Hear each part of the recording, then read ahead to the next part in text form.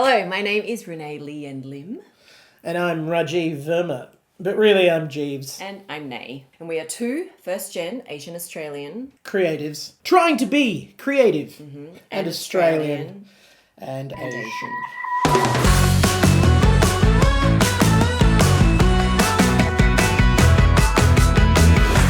So this week, because I was Asian, I introduced my girlfriend to my parents. This was, it wasn't meant This to is happen. a big deal, guys. Like, Yeah, introducing girlfriend to parents when Asian, very big deal. But. Oh. Number one, it was sort of an impromptu meeting. We told each other we weren't ready for the meeting of the parents yet, but this was New Year's Eve, and because I always have plans with my family. Actually, okay, can I just start from the beginning? I told my girlfriend ahead of time that she asked me, what are you doing for New Year's Eve? And I said, I've got plans with my parents. Because you always have plans with your parents on New Year's Eve, A small part of me did think, should I just bring it up with my parents that, hey, I might have other plans with New Year's Eve? Yeah. I mean, that's a big conversation. Yeah. And I know how the response would have been. My mum would have said something like, yeah, go, because, then you can miss us when we're dead. That sort of thing, right? Yeah. So I decided not to go there, and I told my girlfriend instead that, no, I'm spending New Year's Eve with my parents. Fast forward to New Year's Eve, and I realised that I hadn't asked her what she was doing, and she said she was going to spend it at home. No! Yeah, by herself. Okay, did she do that on purpose? No.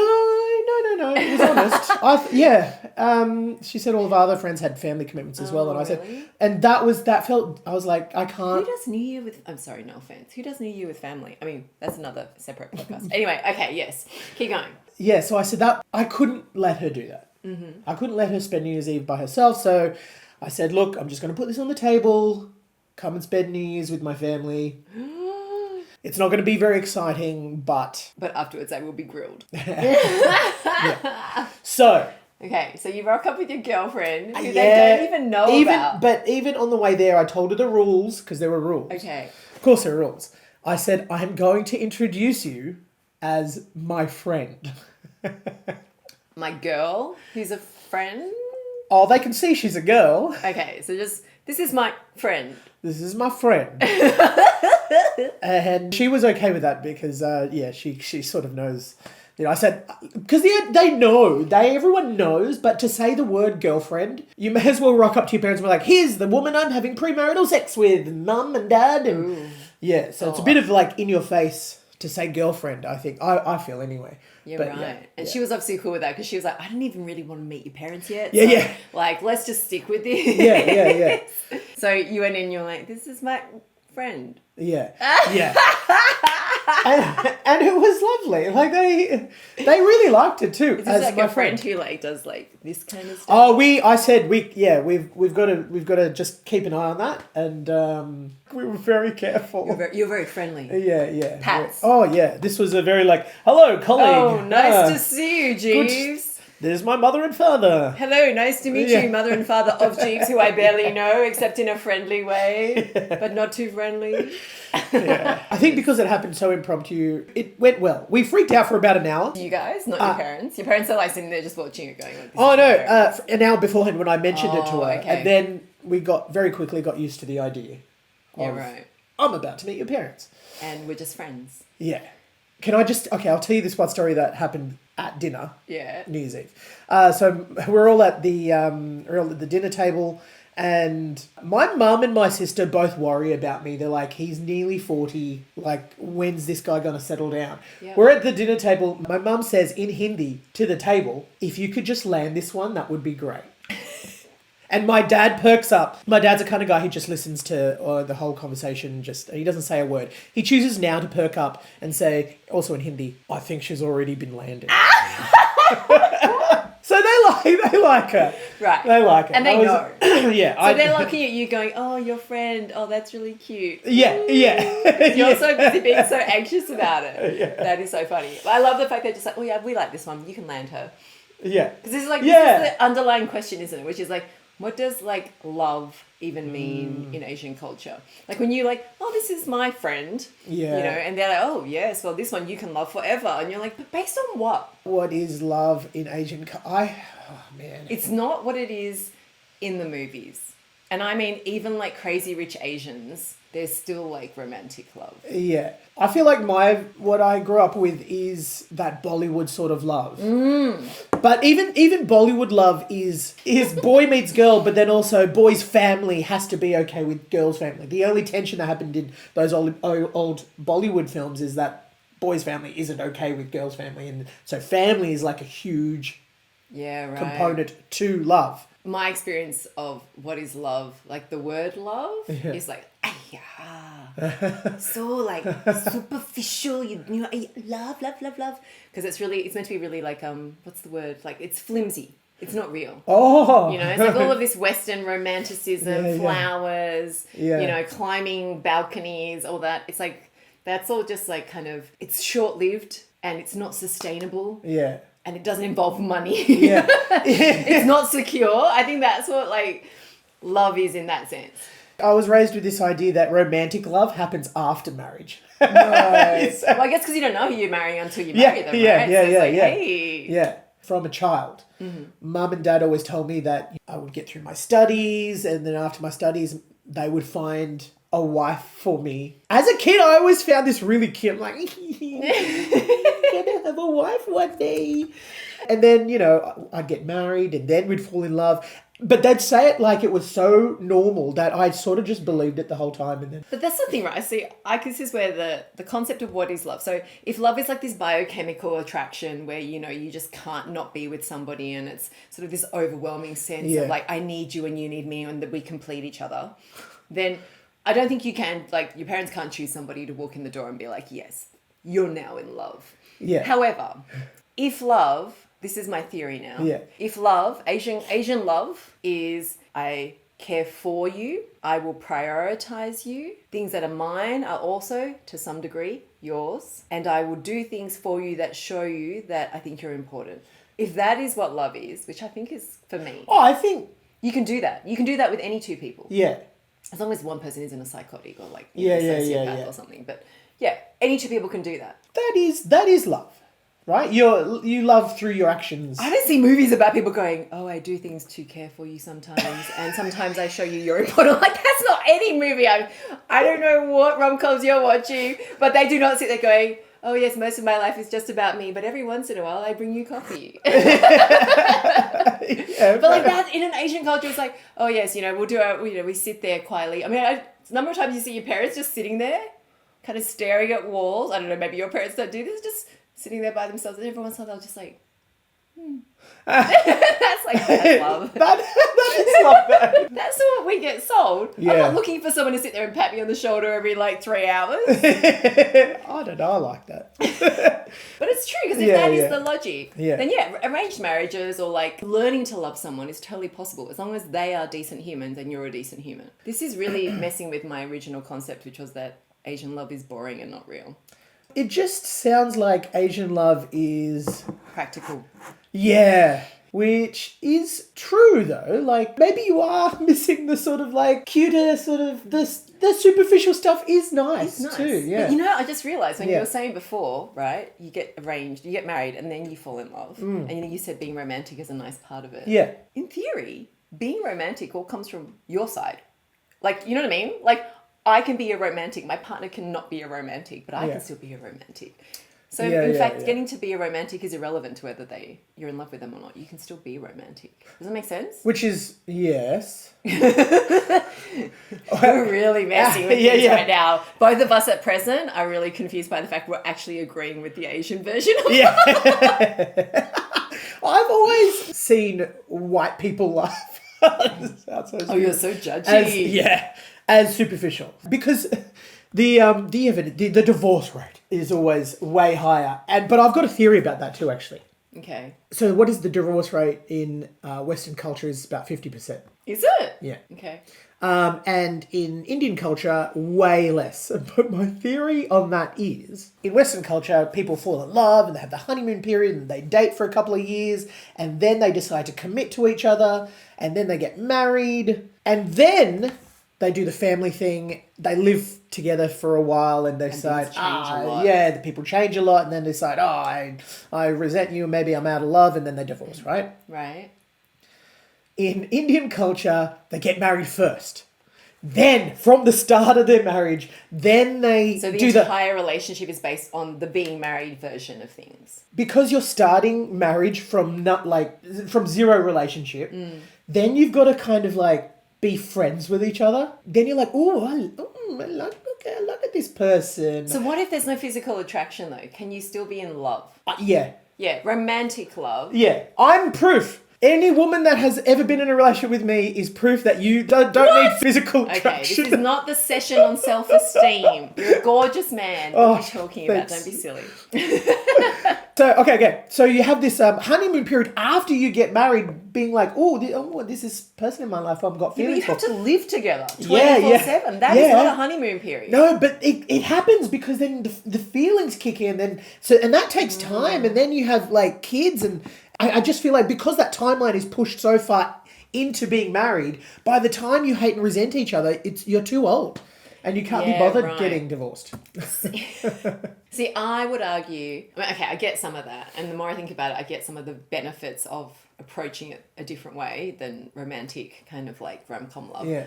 But I think what love is in Asian culture, and this comes back to like parents and family and everything else, love is about sticking around even when the shit's there.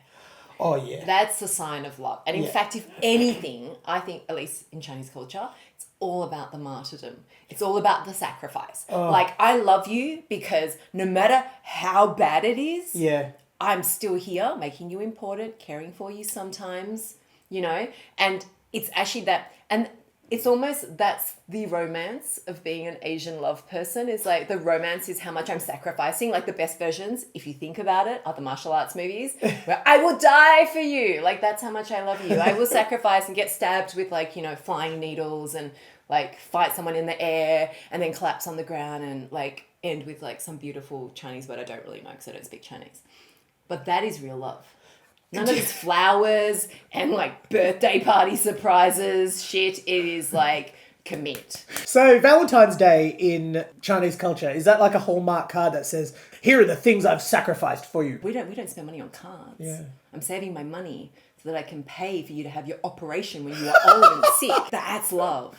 Yeah. Love is like bigger than any two humans. On Valentine's Day, would you give someone a post-it note that says, I didn't spend a thing on you because I'm saving it for when you need it the most? Yeah, that's what it's all about. Sploosh. That got me.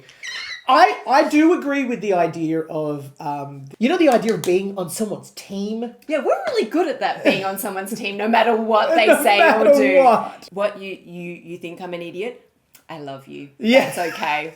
Yeah. I find that so romantic. My ideal partner is someone who would be like, say you committed a murder. And then your partner is like, I will help you bury this body, but we are going to talk after this. You should not have done that. I think there are actually American movies about that same kind of love. So in that way, we do cross over. Yeah. There we go. When someone does something really terrible, we stand by them and we hide the shit. That part of it is the same on both sides. I think the other thing about Western love, if we're describing it that way for rom-com type love, and more Eastern love, is its longevity. You can love someone and you can fall out of love someone. And love is dependent on how they treat you to a large degree. Oh, yeah. Right? So it's about how they are. Eastern love, it's forever. And it's all about how I am as a person towards you. I will love you despite. That sounds like an Asian Hallmark card. I love you. Oh my God, that's the card. Okay, this is on a t-shirt. Yeah, I love you despite. I'm writing that one down. A list of all of their flaws. Yeah. We're going to turn this into merch. Yes. I love you despite all of these things.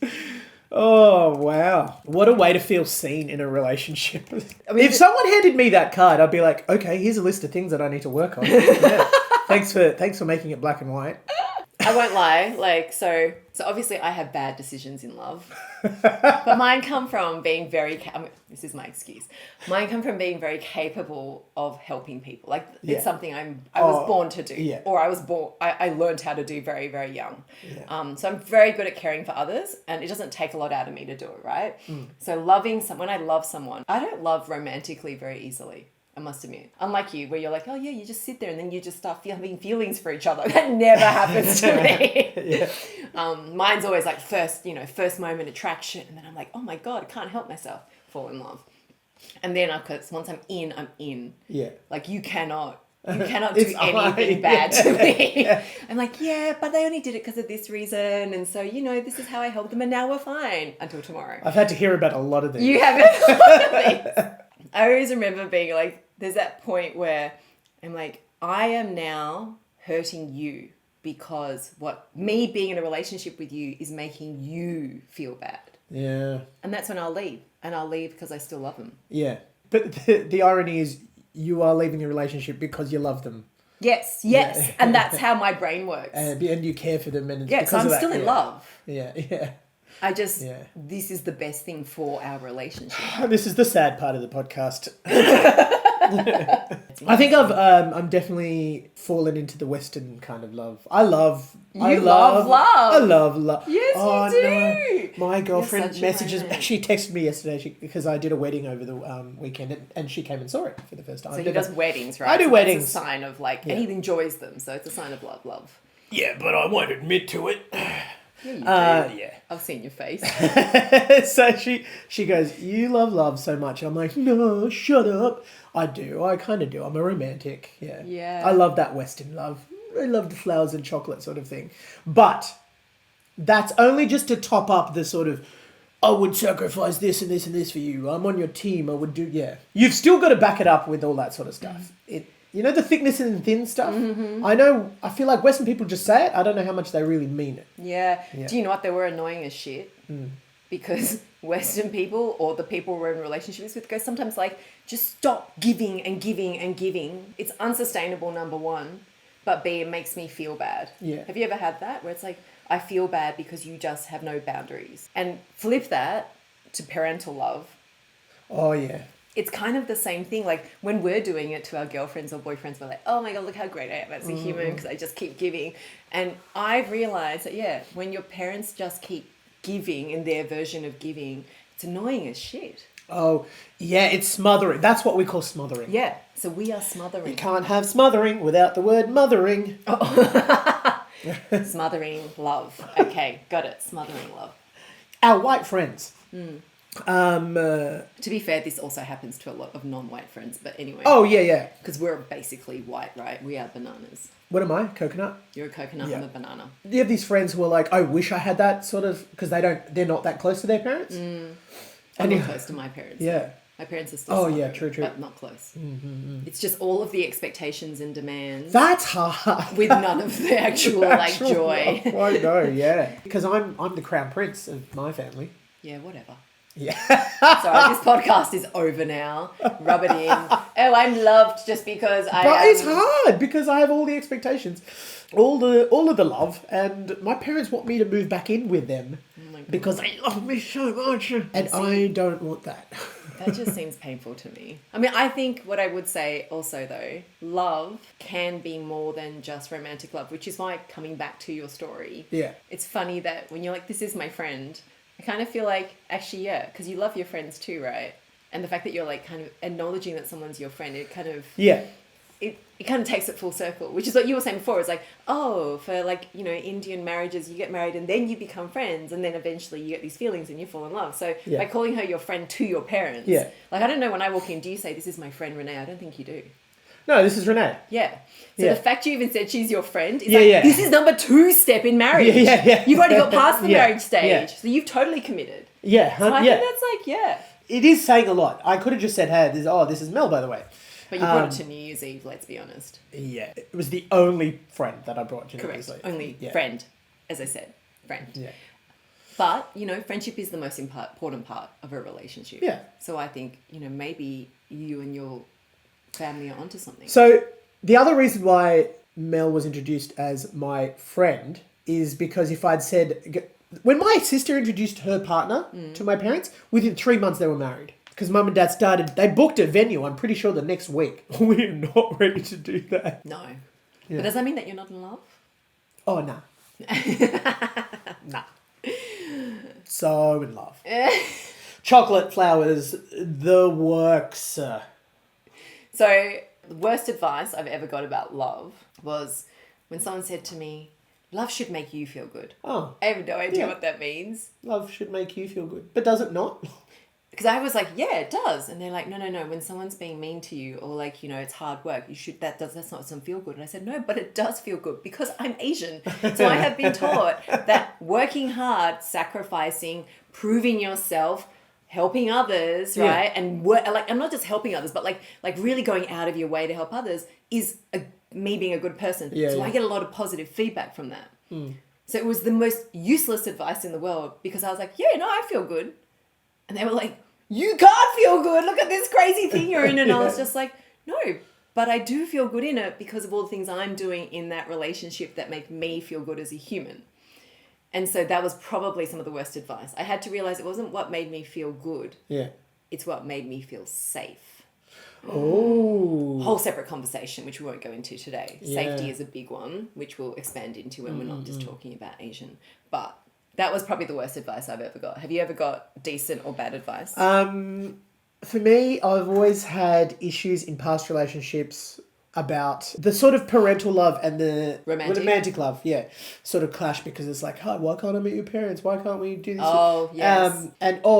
My past girlfriends have always had issues about how my parents have been with me and the expectations they had. They're like, your parents have got to learn to set boundaries. I'm like, no, you don't understand. I'm playing a very diplomatic role between my parents and my partner at the time, just to juggle those two in my life. So I feel like I'm in a relationship now with someone who understands. Who doesn't keep telling you just need to stand up to your parents. Yeah. Because actually that's not the issue. That's not the issue, Yeah, it's like I could, but do you want World War III? Yeah. Because like on balance, really, that means our relationship is over. Yeah. Yes. One good thing about being Asian in love, I feel, is I believe that I'm a good partner. And I don't say that lightly.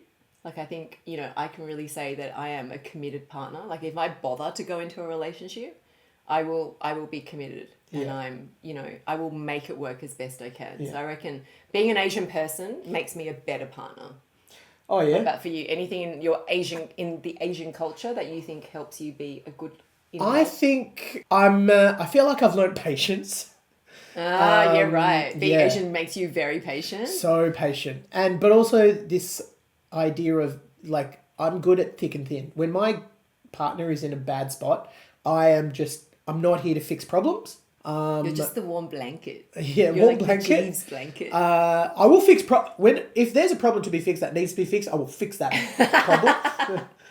But I need permission to fix that problem first. It's like, do you want me to jump in and save the day? So you always ask. See, I reckon for women, that's a huge thing. If you're a man who has learned how to ask permission because of your cultural background, they're like, ooh, let me at him. Because men are pretty good at just making decisions on behalf. I've had to, because do you know what? My parents have made so many decisions on my behalf without my thing. And I know what that's like to feel excluded. Yeah, right. So being an Asian male partner makes you like understanding of the need. Yeah, because I don't like that. My parents have not only ambushed me with arranged marriage proposals. They bought me a car without my See, he's complaining permission. About that. That's kind of weird. I know. I did have to fork out my life savings as well to help pay for it as well. So that was. So they've made all these decisions on my behalf without asking me. I know what that's like. So with my partners, I'm like, do you want me to come in and save the day for you? If it's a yes, I'm in. All right. So I think we've started love. I feel like there's a lot of topics coming out of that we have to go into later. Like, freedom of choice, safety. Oh. When is too much too much? Yeah. Love languages. Oh, yeah. We'll get to those. So we do have a question from the audience. And the question is, what does Asian love look like? How would you describe it? Asian love looks like... It's like...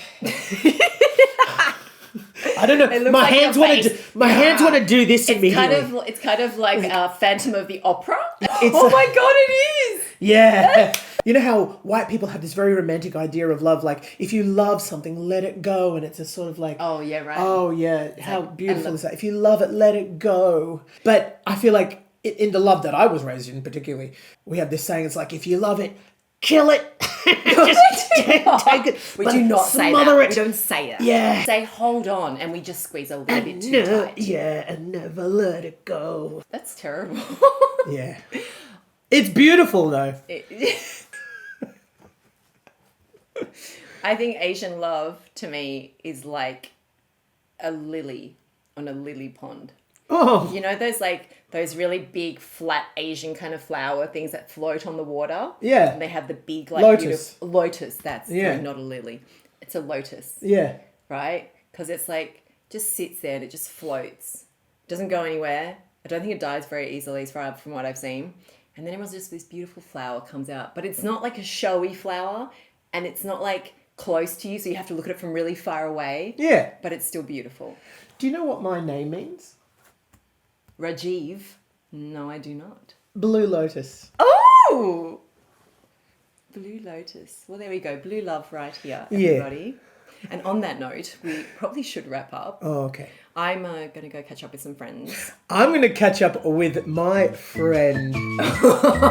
See, it's funny that, because when he says he's catching up with me, you do not have that look on your face. All right, see you guys next time. Bye.